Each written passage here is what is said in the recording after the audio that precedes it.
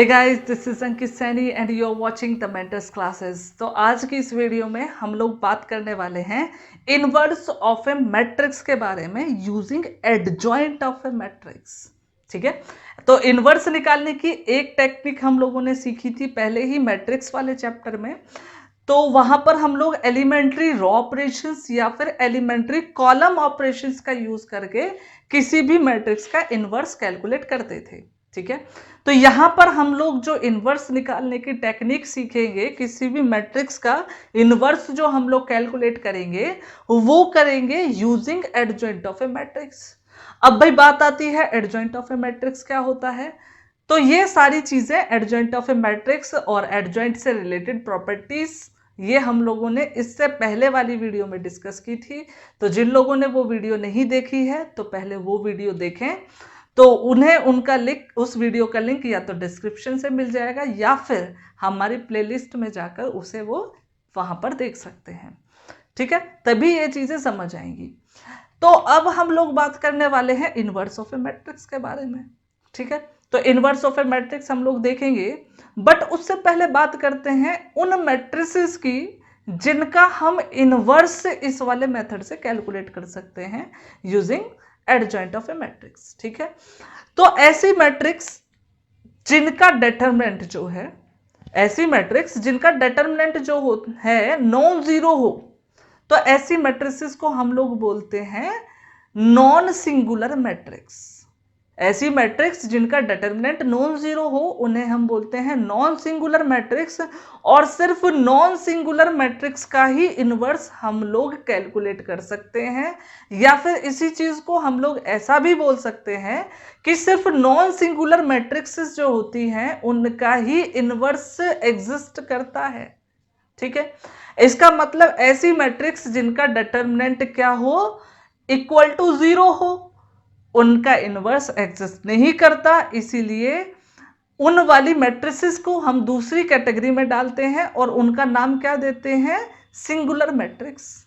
इसका मतलब यह भी हुआ कि अगर कोई मैट्रिक्स ए है जिसका डिटरमिनेंट जीरो है, उसे हम क्या बोलेंगे, सिंगुलर मैट्रिक्स। तो क्या क्या देखा हम लोगों ने, देखो सबसे पहले हम लोगों ने बात की सिंगुलर मैट्रिक्स के बारे में। तो सिंगुलर मैट्रिक्स में हम लोगों ने क्या देखा कि सिंगुलर मैट्रिक्स का मतलब क्या है।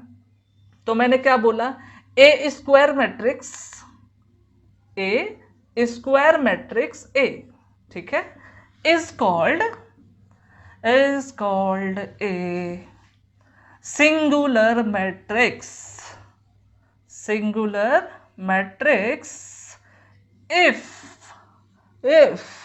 determinant of A is equals to 0। तो अगर किसी मैट्रिक्स के डेटरमिनेंट की वैल्यू जीरो आ जाती है तो उसे हम लोग क्या बोलते हैं, सिंगुलर मैट्रिक्स।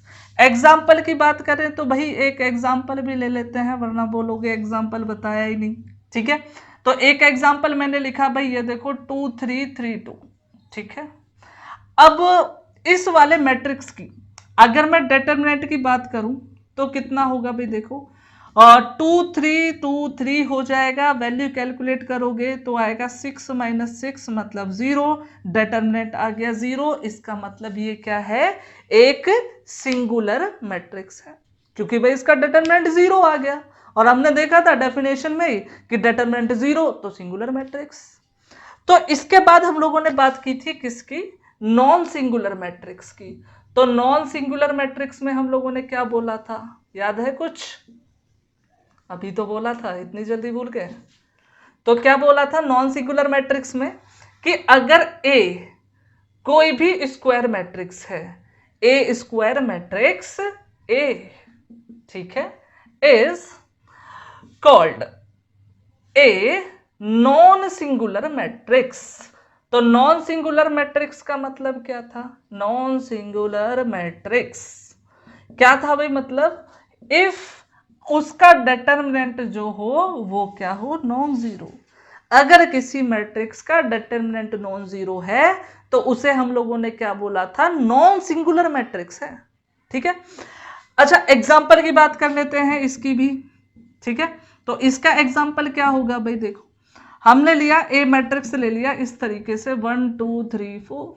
ठीक है, इसका डिटरमिनेंट कैलकुलेट किया तो ये हो जाएगा 1432। सिंप्लीफाई करोगे 2 - 12 मतलब -10। तो अब इसका डिटरमिनेंट जो है वो क्या आया, -10, जो कि 0 नहीं है। इसका मतलब ये क्या है, एक नॉन सिंगुलर मैट्रिक्स है। और मैंने क्या बताया था, सिर्फ नॉन सिंगुलर मैट्रिक्स का ही इनवर्स एग्जिस्ट करता है ना।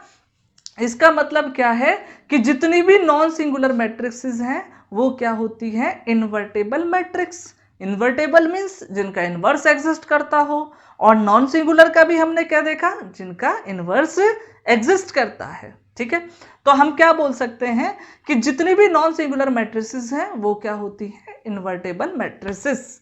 तो हम यहाँ पर ये भी लिख सकते हैं कि अगर कोई मैट्रिक्स नॉन सिंगुलर है तो सीधी सी बात है वो क्या होगी, ऑब्वियस सी बात है वो होगी इन्वर्टेबल। इन्वर्टेबल का मतलब क्या है, उसका इनवर्स हम लोग कैलकुलेट कर सकते हैं। ठीक है, एक तो हो गई ये चीज। अब बात करते हैं इनवर्स कैलकुलेट किस तरीके से करते हैं वो देखेंगे। ठीक है, बट बिफोर दैट आप इसे लिख सकते हैं, लिखने के लिए स्क्रीनशॉट ले सकते हैं। ठीक है, चलो भाई, तो अब हमें बात करनी है किस तरीके से कैलकुलेट करेंगे। ये तो जान लिया, हाँ भाई, अगर नॉन सिंगुलर है तो इनवर्स आता है, सिंगुलर है तो उस मैट्रिक्स का इनवर्स हम लोग कैलकुलेट नहीं कर सकते। अब करेंगे किस तरीके से वो देख लेते हैं। देखो, इससे पहले की जो क्लास थी उस क्लास में हम लोगों ने एक थ्योरम, बहुत अच्छी सी थ्योरम लिखी थी कि भाई क्या थ्योरम थी कि अगर कोई मैट्रिक्स है ए, स्क्वायर मैट्रिक्स है, तो ए इंटू एडजॉइंट ए की बात करें। ठीक है, तो ए इंटू एडजॉइंट ए की अगर हम लोग बात करते हैं तो ये किसी के इक्वल था। किस चीज के इक्वल था, देखो ये था ए डी जे ए। ठीक है, मतलब adjoint of A into A equal to determinant A into I. ठीक है, तो इनवर्स कैलकुलेट करने में हम इसका यूज करेंगे, फॉर्मूला देखेंगे किस तरीके से इसकी हेल्प से बना सकते हैं। और एक और चीज जो हम लोगों ने देखी थी मैट्रिसेस में, इनवर्स ऑफ मैट्रिक्स की बात जब हम लोगों ने की थी एलिमेंट्री ऑपरेशन से, तो क्या बताया था वहां पर कि अगर कोई मैट्रिक्स ए है, इसका इनवर्स है मैट्रिक्स बी। ठीक है, तो हम लोग क्या लिखते हैं, A B equal to B A equal to I. और इस चीज को हमने ऐसा भी बोला था कि अगर ए और बी दो ऐसी मैट्रिक्स हैं कि भाई ए इंटू बी और बी इंटू ए दोनों क्या हो, आइडेंटिटी के इक्वल हो, तो उस केस में क्या होता है कि ये जो बी है ना वो क्या होती है, ए का इनवर्स। ठीक है, अब इस चीज का और इसका हम लोग यूज करेंगे किस तरीके से, देखो। अब देखो हमने क्या बोला था कि अगर हम डिटरमिनेंट ए को नॉन जीरो ले लें, ठीक है, नॉन जीरो ले लें तो हम क्या कर सकते हैं, अब इस नंबर से डिवाइड कर सकते हैं, क्योंकि अगर ये जीरो होता तो जीरो से किसी में डिवाइड कर ही नहीं सकते। तो हम क्या करते हैं, इसे नॉन जीरो सपोज कर लेते हैं और इससे कर देते हैं डिवाइड। तो हमें क्या मिलेगा, देखो भाई ए और इसके साथ ले लिया, डिवाइड कर दिया 1 upon determinant A into adjoint A. ठीक है, बिल्कुल सेम हम लोग यहां पर करते हैं, 1 upon determinant A into adjoint ए, और साथ में क्या चल रहा है, ए, और यहां पर बचेगा आई। ठीक है, अब देखो बिल्कुल सेम यही रिलेशन बन गया, लेकिन यहां पर तो हम लिखते थे बी क्या है, ए का इनवर्स है ना, ऐसे ही तो लिखते थे। लेकिन ये जो रिलेशन हमें मिला है इसमें क्या है कि ये जो बी है ना, यहां पर ये जो बी है उसके जगह पर जो मैट्रिक्स मिली हमें वो है ये 1 upon determinant A into adjoint ए। इसका मतलब ये हुआ कि ये जो मैट्रिक्स है ना 1 upon determinant A into adjoint ए, यही क्या है, यही तो ए का इनवर्स है, क्योंकि इस वाले रिलेशन से हमें पता है कि ए के साथ जो भी मैट्रिक्स मल्टीप्लाई में है, जो मल्टीप्लाई में आकर रिजल्ट देती है आइडेंटिटी, वही क्या है, ए का इनवर्स है। यहां पर भी तो ऐसा ही है, ए के साथ ये मैट्रिक्स है, प्रोडक्ट में इसने क्या प्रोड्यूस किया, आइडेंटिटी, इसका मतलब ये इसका इनवर्स होना चाहिए। तो हमें ये पता चला कि अगर कोई मैट्रिक्स है ए जो कि नॉन सिंगुलर है तो उसका इनवर्स होता है A inverse equal to 1 upon determinant A into adjoint A. ठीक है, अच्छा ये जो चीज है ना, इसका यूज करके हम बहुत कुछ रिजल्ट आसानी से कर सकते हैं।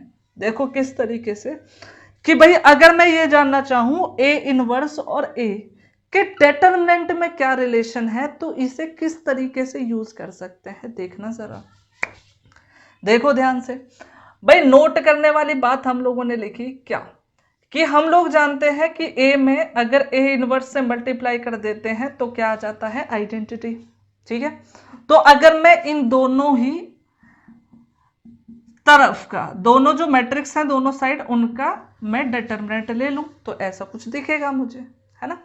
तो इससे पहले वाली वीडियो में हमने देखा था कि ए बी का डिटरमिनेंट अगर मैं कैलकुलेट करता हूं तो वो क्या मिलेगा, determinant A into determinant B, उनके इंडिविजुअल डिटरमिनेंट्स के इक्वल। तो इस चीज को मैं यहां यूज करता हूं, तो determinant A inverse is equals to. ठीक है, दूसरी चीज क्या, देखो आइडेंटिटी मैट्रिक्स का हमें पता है डिटरमिनेंट होता है 1, तो अगर मैं यहां से ए इनवर्स करूं तो ए इनवर्स का डिटरमिनेंट कितना हो जाएगा, 1 अपॉन डिटरमिनेंट ए। ठीक है, एक ये भी इंपॉर्टेंट रिजल्ट है, इसके ऊपर भी क्वेश्चंस आते हैं 1 मार्क्स के क्वेश्चन, तो हमें ये भी ध्यान रखना है कि ए इनवर्स का डिटरमिनेंट किसके इक्वल होता है, 1 अपॉन डिटरमिनेंट ए के इक्वल। ठीक है, तो अब इस फॉर्मूले की बेटर अंडरस्टैंडिंग के लिए कुछ क्वेश्चंस कर लेते हैं। ठीक है, एग्जांपल्स के थ्रू समझने की कोशिश करते हैं, देखते हैं। ओके, तो ये भी सीख गए। अभी तक तो तुम लोगों को सिखा दिया कि इनवर्स किस तरीके से कैलकुलेट करते हैं, फॉर्मूला देखा कि क्या होता है, A inverse equal to 1 upon determinant A into adjoint A. ठीक है, एग्जाम्पल के थ्रू समझते हैं। Find inverse of each matrix from question number 5 to 11। Question number 5 से 11 तक जितने भी क्वेश्चंस में मैट्रिक्स हैं उन सबका इनवर्स हमने फाइंड आउट करना है। तो मैं क्या करता हूं, 2 क्वेश्चन करूंगा, एक क्वेश्चन नंबर 5 और एक क्वेश्चन नंबर 9, बाकी के आप लोग करेंगे एज अ होमवर्क। ठीक है, तो इससे स्टार्ट करते हैं। देखो इसको हम सिंपली ए सपोज कर लेते हैं मैट्रिक्स को। ठीक है, अब आप लोगों को पता ही है कि ए का इनवर्स कैसे निकालते हैं, बताया था। ए का इनवर्स जो होता है उसको लिखते हैं हम 1 upon determinant A into adjoint ए। बस शर्त ये है कि एडजॉइंट ए क्या के साथ जो ये डिटरमिनेंट ए है ये होना चाहिए नॉन जीरो, तभी किसी भी स्क्वायर मैट्रिक्स का इनवर्स एग्जिस्ट करता है। अगर ये डिटरमिनेंट ए क्या हो, नॉन जीरो, तो पहले हमें ये चेक करना पड़ेगा कि इसका डिटरमिनेंट जो है वो नॉन जीरो है कि नहीं। ठीक है, अगर नॉन जीरो आता है तो हम ए इनवर्स निकालने के लिए एडजॉइंट ए निकालेंगे, अगर जीरो आ गया तो सीधे लिखेंगे कि इसका इनवर्स एग्जिस्ट नहीं करता। ठीक है, थ्योरी पोर्शन में हम ये सब कुछ देख चुके हैं। ठीक है, तो अगर मैं इसके डिटरमिनेंट की बात करूं तो डिटरमिनेंट हो जाएगा भैया 2 4 माइनस 2 3। ठीक है, ये हो जाएगा 6 माइनस, इन दोनों की मल्टीप्लाई करोगे -8, तो ये हो जाएगा 14। तो डिटरमिनेंट ए तो हमारे पास हो गया 14।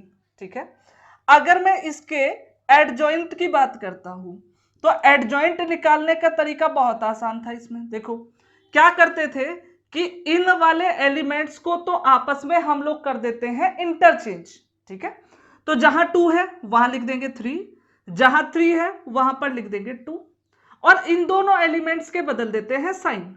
यहां -2 है तो +2, यहां 4 है तो -4। ठीक है, उसके बाद ए इनवर्स का फॉर्मूला लगा देते हैं हम लोग, क्या है, 1 upon determinant A into adjoint A.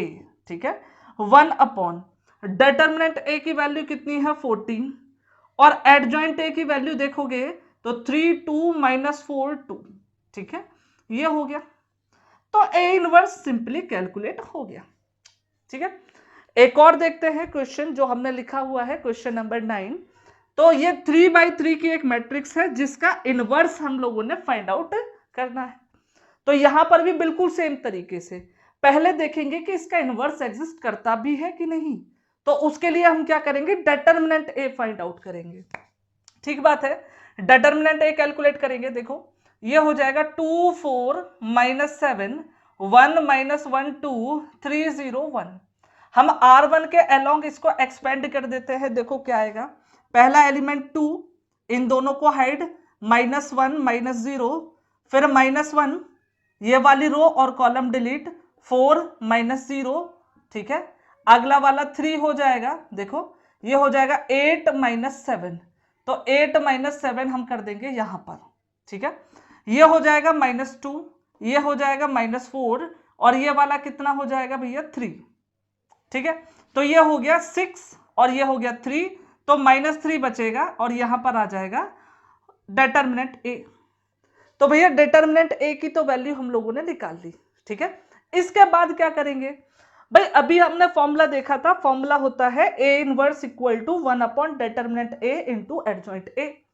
तो भाई फॉर्मूले में मॉड मतलब डिटर्मिनेंट चाहिए था, वो हम लोग कैलकुलेट कर चुके हैं, एडजॉइंट भी तो चाहिए, तो एडजॉइंट भी निकालेंगे। अब एडजॉइंट निकालने के लिए हम लोग जानते हैं हमें चाहिए कोफैक्टर्स, तो हम पहले कोफैक्टर्स कैलकुलेट कर लेते हैं।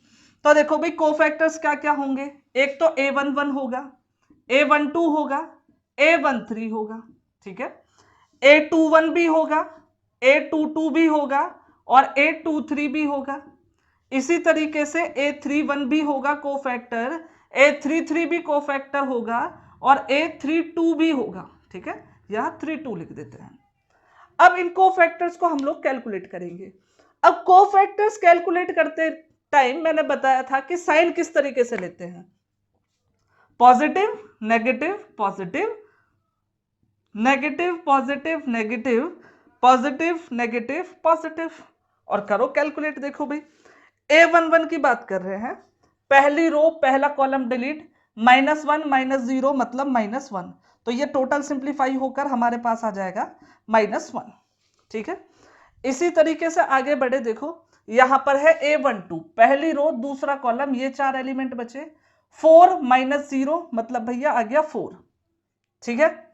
उसके बाद आगे बढ़े A13 पर, A13 का मतलब पहली रो तीसरा कॉलम, 8 -7 मतलब 1 बचेगा, ठीक है। यहां पर आए, देखो यहां पर कितना है भाई, A21 है, सेकंड रो फर्स्ट कॉलम, ठीक है। तो ये बचेगा 1 -6 मतलब -5, तो ये हो जाएगा +5।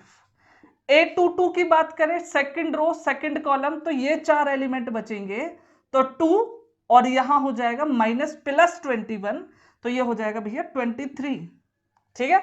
उसके बाद A23 की बात करें तो सेकंड रो थर्ड कॉलम, तो ये हो जाएगा 4 -+7, तो 4 और 7 हो जाएगा 11, ठीक है।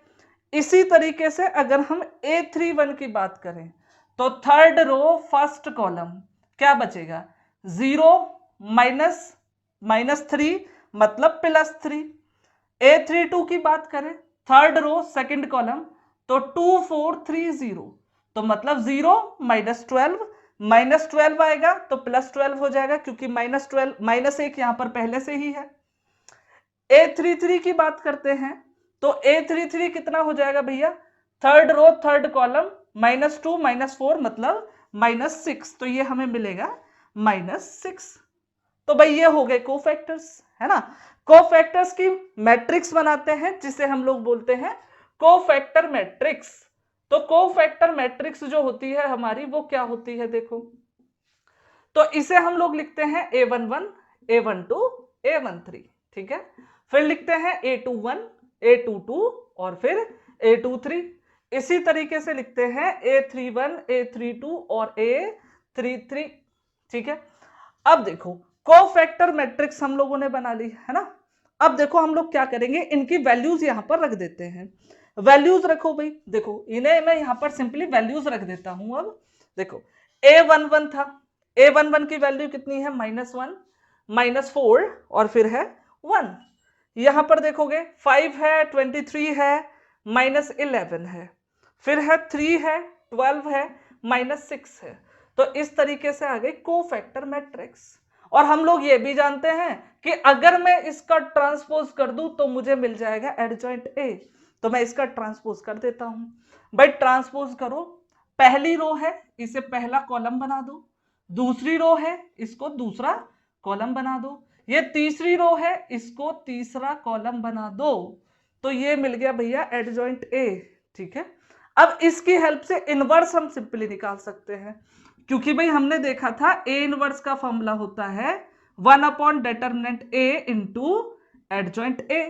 अब ए इनवर्स हमें निकालना है।